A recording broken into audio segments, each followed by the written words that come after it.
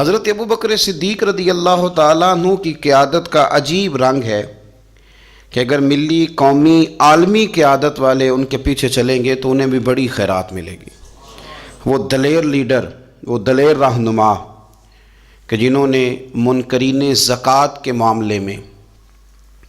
اور عقیدہ ختم نبوت کے تحفظ کے لیے یہاں تک اعلان کر دیا کہ بھئی یہ کام میں ضرور کروں گا، چاہے میں مدینہ شریف میں اکیلا رہ جاؤں مدینہ منورہ میں، اور جنگل کے درندے آ کے میری بوٹیاں نوچ کے لے جائیں، تو پھر بھی قیادت چونکہ میرے ذمے ہے تو میں سب کچھ قربان کر کے بھی دین متین کا تحفظ کروں گا۔ یہ ہے ان کی وہ قیادت جس کے پیچھے پھر لوگ چلے۔ لیکن ایک تو یہ تاریخ ہے کہ ایک مضبوط اعصاب والے قائد، اور ایک تاریخ یہ ہے بڑے بڑے لوگوں کو دنیا میں وفادار کہا گیا، بڑے بڑے لوگوں کو عاشق کہا گیا، بڑے بڑے لوگوں کو کہا گیا کہ یہ فنا ہے اپنے محبوب کی محبت میں، بڑے بڑے لوگوں کو کہا گیا کہ ان سے بڑھ کے ادب والا کوئی نہیں۔ لیکن تاریخ لکھنے والے اور قوموں کے حالات قلم بند کرنے والے اور لوگوں کو ادب کا، عشق کا، وفا کا پیغام دینے والے جب بھی قلم اٹھاتے ہیں نا اور وفا کی وہ حد تک جانے لگتے ہیں تو انہیں سب سے پہلے جو نام نظر آتا ہے وہ حضرت ابوبکر صدیق کا ہے۔ وفا بھی ختم ہے، ادب بھی ختم ہے، عشق بھی ختم ہے۔ کوئی دنیا کی تاریخ جس میں ادب لکھا جائے گا وہ محتاج رہے گی کہ اسے خیرات صرف حضرت صدیق اکبر کے دروازے سے ملے گی۔ وفاداری ہو، ادب ہو، عشق ہو، جانثاری ہو۔ یہ لوگ بڑا کچھ دیکھ داکھ کے چلتے ہیں، لیکن اقبال جیسے لوگ کہنے لگے جس بندے نے ختم کر دی ہے نا بات، ختم بس کر دی کہ اس سے آگے ہماری کائنات ختم ہو جاتی ہے، بس وہ جناب صدیق اکبر کی ذات ہے۔ انہوں نے لوگوں کو بتایا کہ ہماری دنیا شروع بھی مدینے والے محبوب کے قدموں سے ہوتی ہے اور ختم بھی مدینے والے محبوب کے قدموں میں۔ صدیق کے لیے ہے خدا کا رسول اور بس، ختم ہو گئی بات۔ تو حضرت ابوبکر صدیق رضی اللہ تعالیٰ عنہ کی زندگی کو پڑھنا، ان کے احوال کو جاننا، ادب والے لوگوں کے لیے، عشق والے لوگوں کے لیے، اتباع والے لوگوں کے لیے، سید عالم میرے پیارے حبیب صلی اللہ علیہ وسلم کے نقش قدم چلنے والے لوگوں کے لیے بڑا ہی ضروری ہے۔ وہ جتنی دیر تک حضرت صدیق اکبر رضی اللہ تعالیٰ عنہ کو پڑھیں گے نہیں، سمجھیں گے نہیں، اتنی دیر تک پتہ نہیں چلے گا کہ حضور کا ادب کیسے کرنا ہے، حضور کی اتباع کیسے کرنی اور محبوب سے محبت کیسے کرنی۔ یہ ضروری کام ہے۔ قرآن مجید فرقان حمید میں اللہ کریم نے ارشاد فرمایا، سورہ لقمان کے اندر فرمایا وَاتَّبِعْ سَبِيلَ مَنْ أَنَابَ إِلَيَّ، فرمایا کہ اس کے رستے پہ چلو، اس کی راہ پہ چلو جو میری طرف رجوع لایا ہے، جس نے میری طرف رجوع کیا اس کے پیچھے چلو۔ علامہ سید محمود آلوسی رحمۃ اللہ علیہ صاحب تفسیر روح المعانی فرماتے ہیں کہ یہ آیت تب نازل ہوئی تھی جب جناب صدیق اکبر نے کلمہ پڑھا تھا۔ آدمی جس لیول کا ہوتا ہے اس کی دوستیاں بھی اسی طرح کی ہوتی ہیں، اور جب کوئی بڑا آدمی کسی دینی، اسلامی، روحانی زندگی کو اپناتا ہے تو اس کے پیچھے چلنے والے بھی وہ زندگی اپنا لیتے ہیں۔ اسی لیے کہا گیا کہ لوگ اپنے سرداروں کے مذہب پہ ہوتے ہیں۔ حضرت سیدنا ابوبکر صدیق رضی اللہ تعالیٰ عنہ نے کلمہ پڑھا تو صاحب تفسیر روح المعانی ارشاد فرماتے ہیں کہ یہ بڑے گہرے دوست تھے حضرت ابوبکر صدیق کے، جو تاجر تھے نا بڑے بڑے مکے کے، چونکہ جناب صدیق اکبر بھی تاجر تھے، جو تاجر سارے دوست تھے حضرت صدیق اکبر کے۔ کون کون؟ حضرت سیدنا عبد الرحمن ابن عوف رضی اللہ تعالیٰ عنہ، حضرت عثمان غنی رضی اللہ تعالیٰ عنہ، حضرت زبیر بن عوام رضی اللہ تعالیٰ عنہ، حضرت طلحہ بن عبید اللہ رضی اللہ تعالیٰ عنہ۔ یہ سارے لوگ حضرت صدیق اکبر رضی اللہ تعالیٰ عنہ کے دوست تھے۔ حضرت سعید بن زید رضی اللہ تعالیٰ عنہ، یہ سارے لوگ تاجر تھے۔ تو جب پتہ چلا نا کہ ایک بڑے تاجر نے، حضرت ابوبکر صدیق رضی اللہ تعالیٰ عنہ نے کلمہ پڑھ لیا ہے، تو یہ خبر جنگل کی آگ کی طرح پھیل گئی، ہر آدمی تک بات پہنچ گئی، ہر شخص نے اس بات کو سن لیا۔ اب وہ سارے لوگ تصدیق کرنے کے لیے کہ یار بڑا سیاںا بندہ ہے، بڑا سمجھدار آدمی ہے، تاجروں میں اس کا بڑا نام ہے، کاروباری لوگ اسے بڑے قریب سے جانتے ہیں، تو وہ تصدیق کرنے کے لیے سارے لوگ جناب صدیق اکبر کے پاس آئے۔ حضرت صدیق اکبر سے تصدیق اس طرح کی سنی، اس طرح کی تصدیق سنی، اس طرح کی تصدیق سنی کہ پھر سارے ہی مدینے والے محبوب کا کلمہ پڑھ گئے، حضور کا کلمہ پڑھ گئے، بس تصدیق کرنے آئے، تصدیق کرنے آئے حضور سے۔ اور نبی پاک صلی اللہ تعالیٰ تیریاں ویکھ کے اداواں تے میں مرید ہی ہو گئی۔ پھر وہ سارے حضور سید عالم آئے تھے تصدیق کرنے۔ سودا لینے کے لیے بازار گئے ہم، پر ہاتھ اس کے بکے جس کے خریدار گئے ہم۔ تو وہ نا حضور کی غلامی میں آ گئے۔ تو سمجھ لیں اس بات کو اور اس پر غور کر لیں کہ نبی پاک علیہ الصلاۃ والسلام کے اس غلام کا یہ حال ہے کہ یہ کلمہ پڑھیں تو مکے کے بڑے بڑے تاجروں میں انقلاب برپا کر دیں۔ اتنا اثر ہوا باقی لوگوں پہ کہ وہ تصدیق کرنے آئے تھے، تصدیق کرنے، اور ایسی تصدیق انہوں نے کی، ایسی تصدیق کی کہ پھر ساری زندگی مدینے والے محبوب کے گن گا کے گزار دی، ساری زندگی حضور سید عالم صلی اللہ علیہ وسلم۔ حضرت ابوبکر صدیق رضی اللہ تعالیٰ عنہ نے اپنی مقدس زندگی کے اندر نبی کریم صلی اللہ علیہ وسلم کی بارگاہ میں وقت گزارا۔ آپ مختلف مقامات پر قرآن مجید کو دیکھیں گے تو حضرت صدیق اکبر رضی اللہ تعالیٰ عنہ کی مختلف شانیں آپ کو قرآن حکیم میں نظر آئیں گی۔ اللہ کریم نے قرآن مجید میں ارشاد فرمایا سورہ بقرہ میں کہ الذین ينفقون اموالهم باللیل والنہار سرا وعلانیہ، فرمایا کچھ لوگ ایسے ہیں جو اللہ کے راستے میں خرچ کرتے ہیں اعلانیہ بھی اور چھپا کر بھی۔ اور وہ کس طرح خرچ کرتے ہیں؟ رات کو بھی خرچ کرتے ہیں اور دن کو بھی خرچ کرتے ہیں،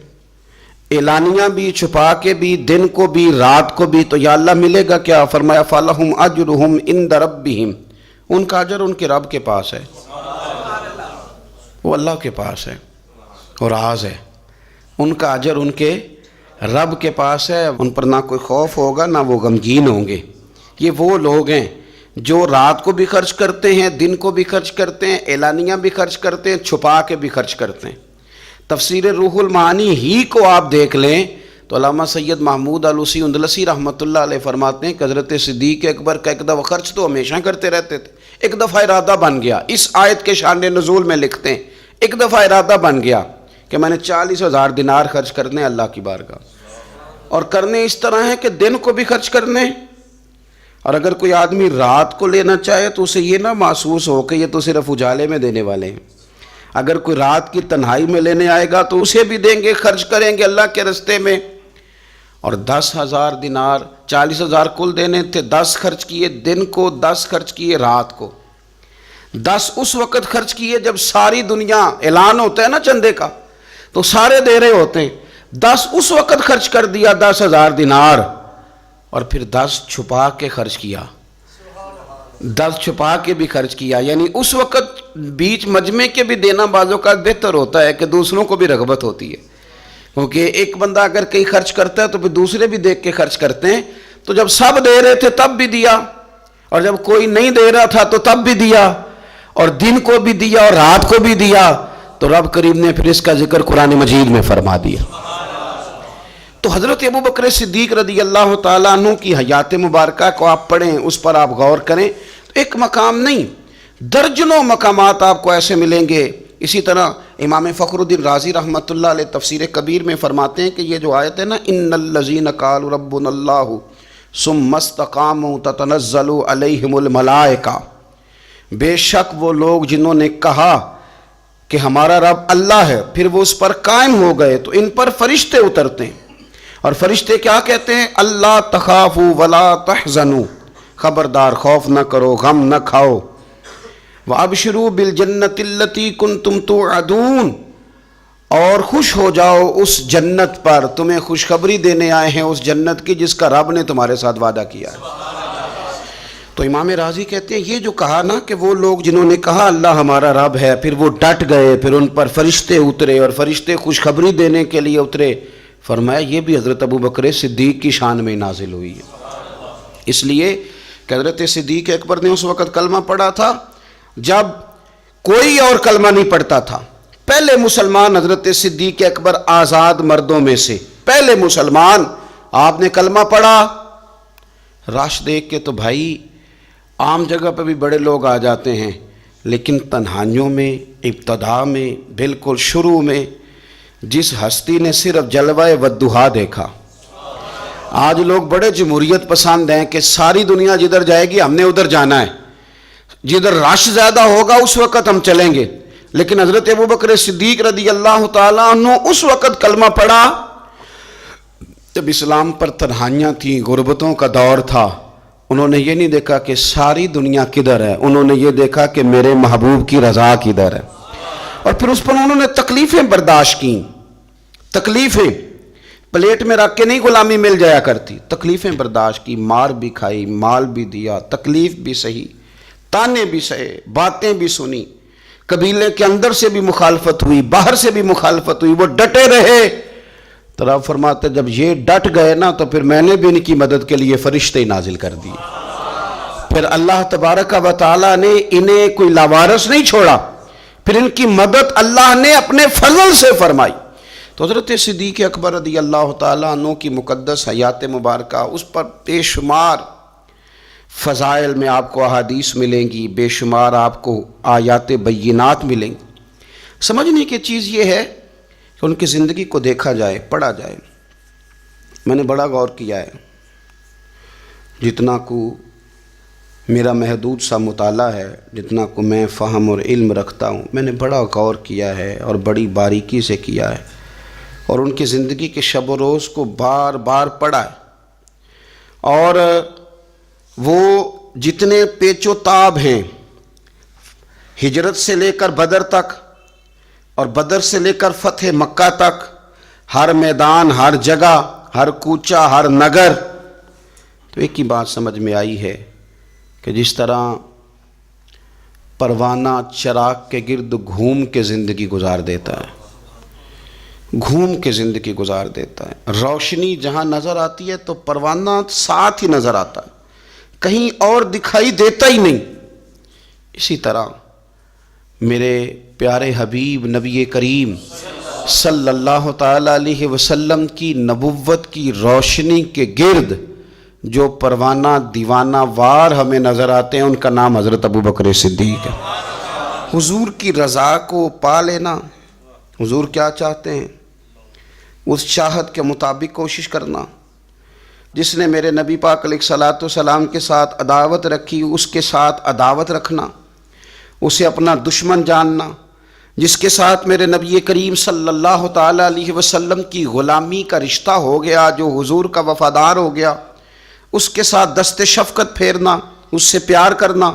حضور صلی اللہ علیہ وسلم نے خود فرمایا کہ میری امت پر سب سے زیادہ نرمی کرنے والے ابوبکر صدیق ہیں. اس کے ساتھ محبت کرنا، اس کے ساتھ پیار کرنا، اپنی ظاہری زندگی کو، اپنے وجود کو، اپنی خواہشات کو، اپنی اولاد کو، اپنے تعلق کو، سب کو پیچھے رکھ کے سب سے آگے اپنے محبوب کی ذات کو رکھنا. یہ کمال صرف حضرت صدیق اکبر ہی کو حاصل ہے. لوگ عمل کرتے ہیں پر مزیدار نہیں کرتے، چل پڑتے ہیں پر پورا نہیں چلتے، رشتہ بناتے ہیں پر سوچتے ہیں کہ اتنا ہی کافی ہے، اتنی زیادہ وفا اور اتنی زیادہ پیچھے چلنے کی کیا ضرورت ہے. لیکن حضرت ابوبکر صدیق رضی اللہ تعالیٰ نے جو رشتے بنائے، پھر وہ رشتے نبھائے،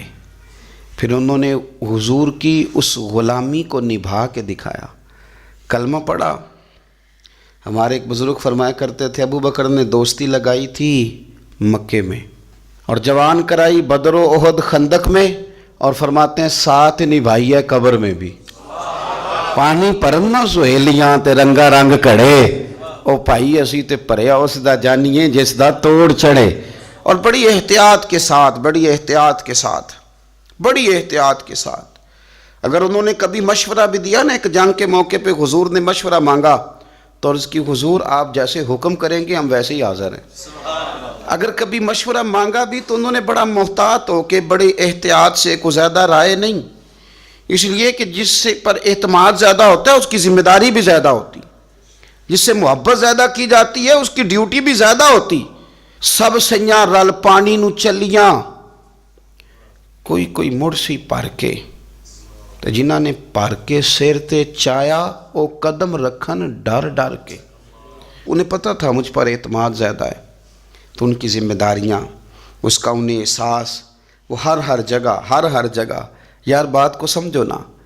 اگر مدینے میں کوئی جنازہ ہے تو ابو بکر صدیق اس میں بھی پہلے نظر آتے ہیں، اگر مریض کی عیادت کرنی ہے تو صدیق اکبر اس میں بھی پہلے نظر آتے ہیں، اگر کسی جگہ کسی غریب کی مسکین کی خدمت کرنی ہے تو صدیق اکبر وہاں بھی پہلے نظر آتے ہیں، اور میرے مدینے والے محبوب نماز پڑھانے کے لیے کھڑے ہوتے ہیں تو صف میں بھی پہلے نظر آتے ہیں۔ انہیں پتہ تھا کہ جنہاں نے پر کے سر تے چایا اور قدم رکھن ڈر کے، بڑی ڈیوٹی کی، بڑی ڈیوٹی، آخر دن تک ڈیوٹی کی اور کھول کے کی۔ اور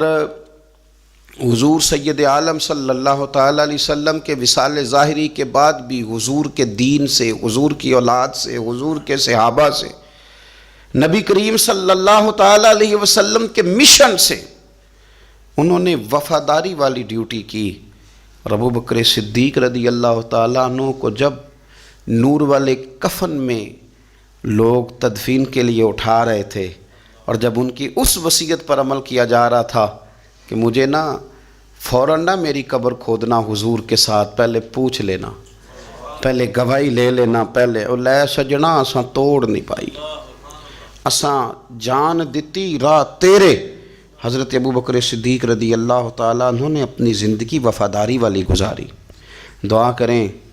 ہم نے بھی جہاں لگائی ہے نا ہماری نبھ جائے، ہمارا نہ کسی جگہ کوئی ایسا معاملہ نہ بن جائے، ہم نہ نبھانے کے قابل ہو جائیں، کچھ ایسا نہ ہو جائے کہ جس میں معاملہ تکلیف والا ہو، ہم نہ طے کر جائیں۔ بڑی بڑی آندھیاں آتی ہیں، بڑے بڑے طوفان اٹھتے ہیں، بڑے بڑے دھوپ چھاؤں کے معاملات ہوتے ہیں۔ دعا کرو کہ جہاں جہاں ہم پر اعتماد کیا جاتا ہے، پیار کیا جاتا ہے، ہم اسے نبھا سکیں۔ میرے رسول کریم صلی اللہ تعالیٰ علیہ وآلہ وسلم کے اس غلام نے ڈیوٹی اس ترتیب سے دی کہ مشکات میں حدیث ہے، ذرا انداز دیکھیے گا اس روایت کا، ان کی نیکیاں کس طرح گنی جائیں۔ یعنی حضرت ابو بکر صدیق رضی اللہ تعالیٰ عنہ کی عظمت شروع کہاں سے کی جائے، اس عظمت کے لیے عنوان کہاں باندھا جائے، ان کی زندگی کا کون سا پہلو ہے جس کا تذکرہ چھیڑا جائے، اور ان کی وفا کا ذکر کیا جائے، ان کی اتباع کا ذکر کیا جائے، ان کی غلامی کا ذکر کیا جائے، ان کے فنا فی الرسول صلی اللہ علیہ وسلم ہونے کا ذکر کیا جائے، کہاں سے بات شروع کی جائے۔ میں نے تفسیر روح البیان دیکھ رہا تھا، یعنی کچھ باتیں ایسی ہیں کہ یہ موقع نہیں تھا یار، یہاں یہ والی باتیں تو نہیں نہ ہوتی۔ یعنی اماں جب لاڈ سے پتر سے بات کرتی ہے تو روٹین میں کرتی ہے نا، گھر میں بیٹھے کتنا پیارا ہے میرا بیٹا،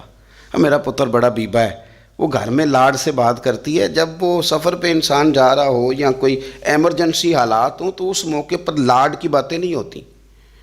اس موقع پر بڑی میٹھی، بڑی شستہ، بڑی الگ تھلگ باتیں نہیں ہوتی۔ علامہ اسماعیل حقی رحمۃ اللہ علیہ تفسیر روح البیان کے اندر فرماتے ہیں کہ جنگ بدر کے اندر نا حضرت ابو بکر صدیق رضی اللہ تعالیٰ عنہ کے صاحبزادے، وہ پہلے بھی آپ نے سنا ہوا ہے، بڑی معروف بات ہے کہ وہ کافروں کی طرف سے آئے تھے لڑنے کے لیے، ابھی کلمہ نہیں پڑھتے تھے، بعد میں اللہ نے توفیق دی وہ بھی مسلمان ہو گئے۔ وہ کافروں کی طرف سے جب آئے انہوں نے للکارا انہوں نے، تو حضرت صدیق اکبر نے نا جلدی سے تلوار اٹھائی